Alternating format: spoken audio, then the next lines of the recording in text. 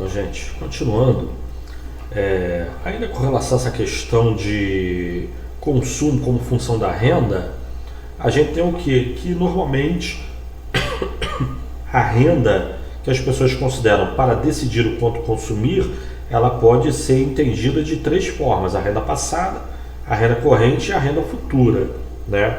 O que se espera que vá se ganhar no futuro. Segundo Keynes, numa economia arrochada como a dos Estados Unidos dos anos 30, a renda corrente se torna a principal fonte, causa de consumo na economia, né? Não que as outras rendas não sejam importantes, elas são, só que ficam sendo de menor importância. E em condições normais, elas também são muito importantes, mas numa economia arrochada, elas ficam sendo de menor importância. E só apresentar aqui um trecho do Keynes a respeito desse assunto. A gente tem o quê? Que a disposição dessas pessoas, ele está falando de pessoas que têm patrimônio acumulado no caso, né? A disposição dessas pessoas para gastar talvez dependa mais das altas e baixas no valor de seus investimentos do que do estado do fluxo de seus rendimentos. Ou seja, se a pessoa está ganhando dinheiro ou não. Ela nem está ganhando dinheiro, só que os investimentos dela estão se valorizando, as ações dela na Bolsa de Valores estão se valorizando, né? Então, pessoas que têm um patrimônio acumulado, elas podem consumir sem ter renda. E o consumo dessas pessoas pode aumentar sem que haja aumento de renda. A renda pode até diminuir e essas pessoas passarem a gastar, consumir mais ainda. Mas aí continua ele. Com um público de mentalidade acionista, entre aspas, né, como o dos Estados Unidos de hoje, o mercado de títulos em alta pode ser condição quase essencial para uma propensão a consumir satisfatória, né? Satisfatória, entenda-se alta, as pessoas estão consumindo muito. E daí também temos umas observações aí. Primeiro, um público de mentalidade acionista é uma população que está de olho na Bolsa de Valores, que é algo que a gente vê diariamente na TV, né? Muita gente fala de bolsa, que o índice da bolsa subiu, as ações valorizaram ou desvalorizaram, e muita gente se pergunta qual a relação, a bolsa subiu, caiu, o que eu tenho a ver com isso? Bom, você pode, sendo um brasileiro que não investe em bolsa, talvez você ache essa informação irrelevante, né? Até sem sentido, mas em outras economias, como por exemplo a americana, a massa da população investe em bolsa e está nessa conta aí do que o Keynes cita, né? Com um público, ele não está falando de ricos, a massa da população americana tem dinheiro aplicado em bolsa de valores, né? Uns mais, outros menos, mas todo mundo está de olho. Todo mundo também é forma de falar, exagero, quase todo mundo, muitas pessoas, né? Grande parcela da população consome ou tem sua condição de vida atrelada aí aos índices financeiros, por exemplo, da bolsa, né? Mas ele põe ali com um público de mentalidade acionista como o dos Estados Unidos de hoje. Hoje ele está falando de 1936. Se em 1936 ele já certamente podia falar isso, hoje em dia, anos 2020, a situação é ainda mais agravada, né? Hoje em dia, a valorização de ativos nos Estados Unidos tem um impacto sobre o volume de consumo na economia americana muito maior do que tinha na época dos anos 30, sendo que nos anos 30 isso também era importante, né? Então isso é uma coisa. E eu ponho esse trecho aí só para chamar a atenção, porque eu tinha indicado no slide anterior. O consumo da população é função da renda real, né? Da riqueza real que as pessoas têm em mãos, da renda real que as pessoas têm em mãos. Só que essa renda ela pode ser entendida como renda passada, que é o dinheiro que as pessoas têm poupado, acumulado, guardado, né? E expectativa de renda futura. E também da renda corrente, claro. Mas com uma economia em recessão, deprimida, profundamente arrochada, acaba que os ativos das pessoas se desvalorizam, então pobres não consomem porque ou estão desempregados ou estão com medo do desemprego. E o consumo dos ricos também foi dramaticamente reduzido, nem tanto porque eles tenham perdido dinheiro, perderam dinheiro. Só que pior do que perder dinheiro, eles tiveram seus patrimônios desvalorizados, né? E a expectativa quanto ao futuro, então, de ricos e pobres é não saber quando que vai se ganhar dinheiro novamente, quando que vai se valorizar os ativos na economia, o que leva a uma brutal depressão aí do consumo na economia, que é um componente fundamental na demanda agregada, tá certo?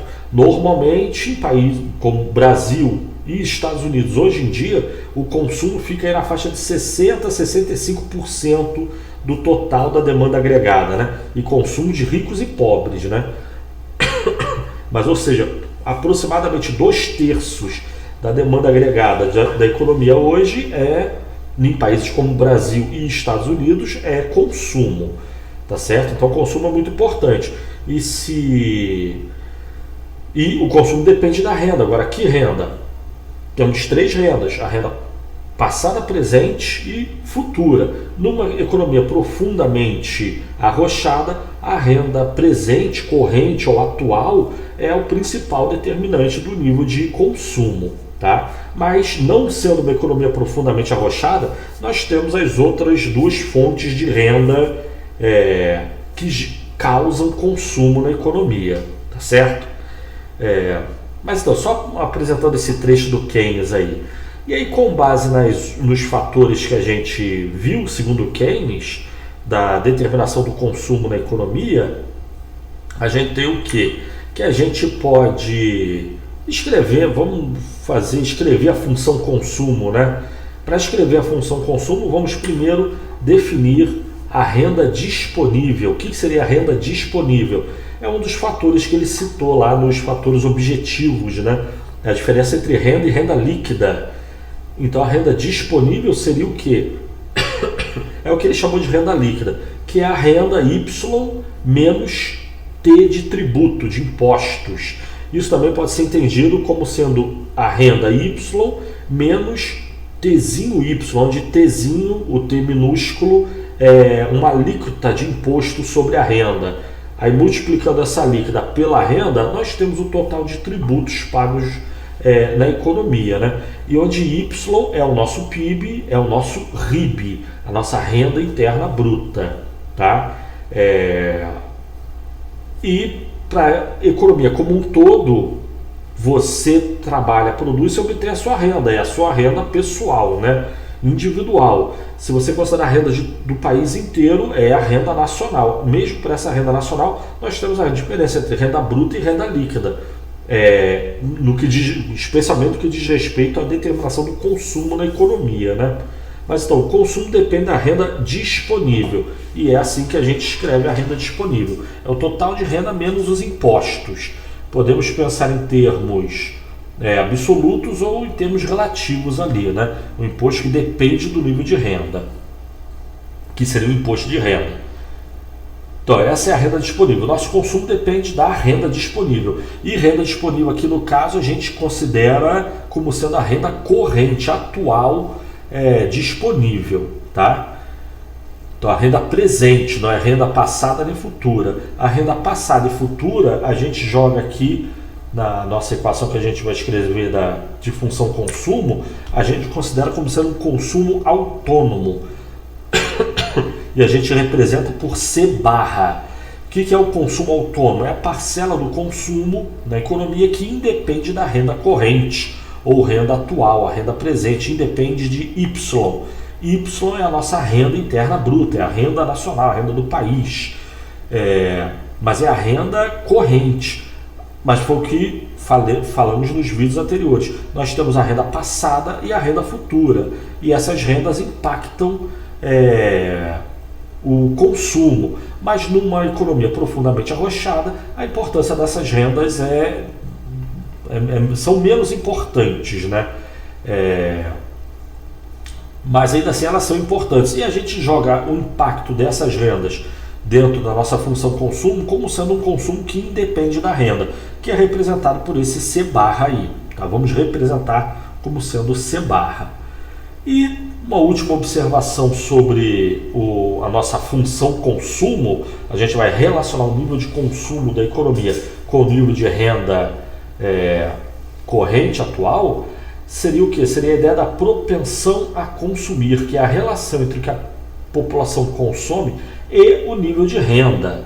E a propensão a consumir, a gente pode pensar nela de duas formas, né? A gente pode pensar em termos médios, vamos chamar de C', C minúsculo, linha, igual ao total de consumo na economia dividido pelo PIB ou RIB dessa economia, né? Então a gente está falando da renda, da propensão média a consumir, mas a gente também pode pensar em termos de propensão marginal a consumir. O que seria propensão marginal a consumir? Vamos chamar de C minúsculo, Czinho, tá?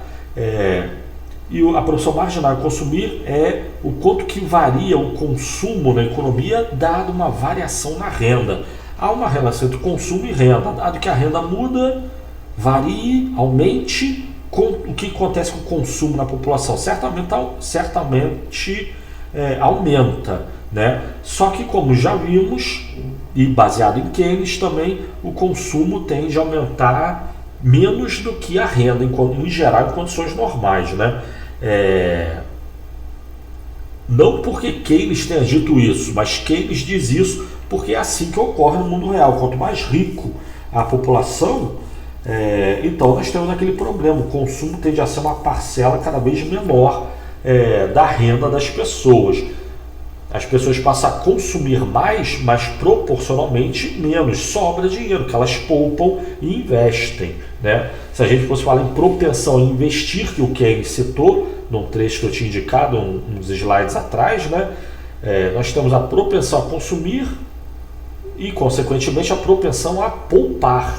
A questão é, o que a gente poupa não obrigatoriamente vira investimento, idealmente vira. Se virar, a economia está em equilíbrio, se não virar, surge problemas aí, que é a escassez de demanda em relação à produção nacional, tá? E com relação à propensão a consumir, só fazer umas observações, a gente tem o quê? Pensando tanto em termos de renda, propensão a consumir na média ou na margem, a gente tem o quê? Que se a gente pensar em termos de pessoas ricas que têm alto nível de renda, a propensão a consumir, seja na média ou seja na margem, ela tende a ser baixa, né? Pode até falar em termos de nulo, né? Você pegar uma pessoa muito rica, bilionário, o que ele gasta em consumo pode ser uma fortuna gigantesca, mas em relação à renda dele fica sendo um valor pequeno. O zero é exagero, né? Mas na média, não é que um rico tem uma propensão média a consumir igual a zero, mas tende a ser baixa. Porém, se a gente pensar a propensão marginal a consumir de um rico, possivelmente é zero. Então ele já consome muito. Ele ganha muito dinheiro porque ele é rico e ele consome muito. Porém, dado que ele ganha o que ele consome, o consumo dele está dado. Variações da renda do rico praticamente não alteram o consumo do rico. Ele mantém rico, estou supondo uma pessoa bilionária, né? Uma pessoa de alto nível de renda, isso já não aconteceria. Uma pessoa rica, aos olhos do pobre, pode apenas ser uma pessoa de classe média, né? Mas aqui estou pensando em pessoa super rica. Então teríamos isso. Uma pessoa rica, ela na média tem uma propensão a consumir que é baixa e na margem tende a ser nula a propensão a consumir dele. Se a renda dele aumenta, ele não vai consumir nada mais e nada menos se a renda dele diminuir também. Ele já consome muito pouco em relação à renda dele. Mas se a gente pensar em termos de pobres, a gente tem o quê? Que na média a propensão a consumir do pobre tende a ser 1 ou é igual a 1.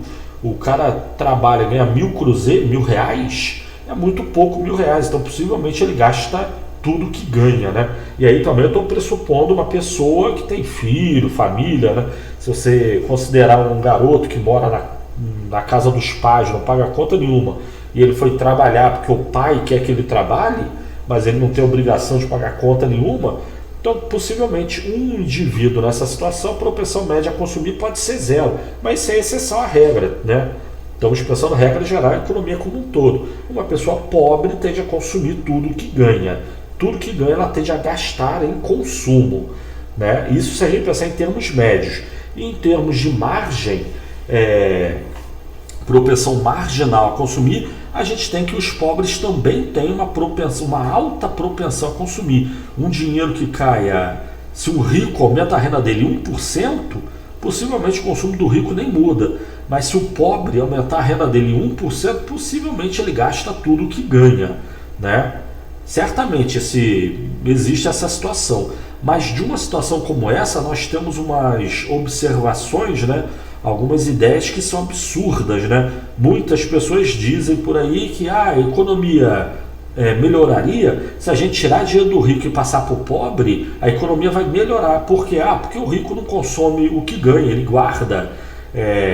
Então você tira o dinheiro do rico e dá para o pobre gasta. Então isso vai aquecer a economia. Mas devo dizer que isso é um completo absurdo, não tem o menor cabimento ou sentido. Basta você considerar que, de fato, o rico pode consumir pouco em relação ao que ganha, mas ele vai consumir pouco em relação ao que ganha. Enquanto ele consome pouco, ele investe muito. E já o pobre está na situação contrária, o pobre não investe nada. E a economia precisa tanto de consumo quanto de investimento. E quanto mais rico for a economia, cada vez mais importante é os investimentos para a economia.